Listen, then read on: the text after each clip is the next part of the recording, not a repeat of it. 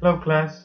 I just wanted to let y'all guys know what I found interesting about a couple of chapters we just went over. So I think my biggest thing is just the fact that we went from structuralism to functionalism,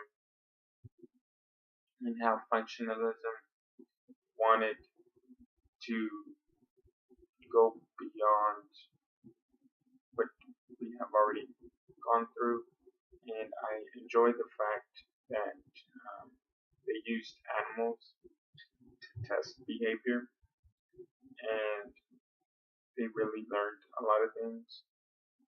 Because I think even today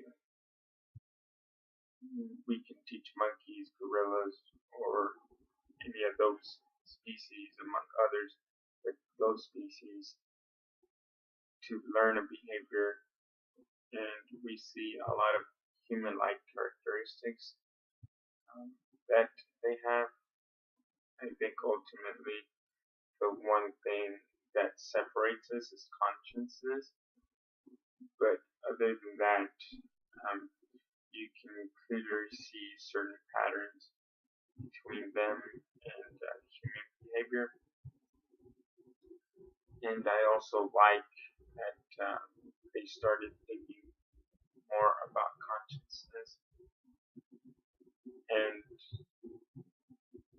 maybe you disagree whether it's part, it's a whole, or how does it work, or what's its true function. I think ultimately it's it kind of came to the conclusion, okay, it guides us in a specific way, and it lets us know certain things, and it may not be something physical, but it's something that we can kind of tap into and say, listen to your consciousness. The book laid it out really well, made some really good points on both ends. So I'm still kind of torn. I would have to read more on it and see what the latest research says about it. And the last thing that I found really, really interesting is the fact, if I recall correctly, the Coca-Cola case, which, if I remember correctly, they were getting rated by the FDA for having caffeine in their soda, which is kind of weird because now everybody drinks coffee, and I think the biggest issue with Coke is the fact that it has too much sugar, um, and the fact that they can still get away with that is kind of weird. But it just shows you that psychology has made really, really big advancements, especially during that time, because they found a way to use it for things that impact people. One last thing that I found interesting was the fact that they thought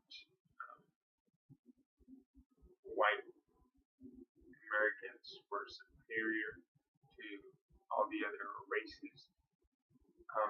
And I don't know if I understood correctly, but I want to say the book said that there was no bias or nothing in the test that went against other races.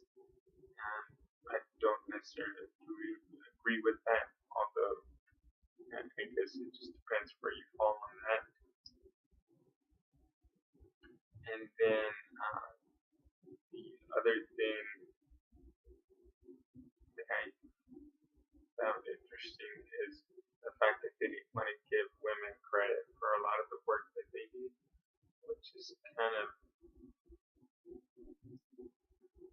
crazy because I feel women did a lot of things that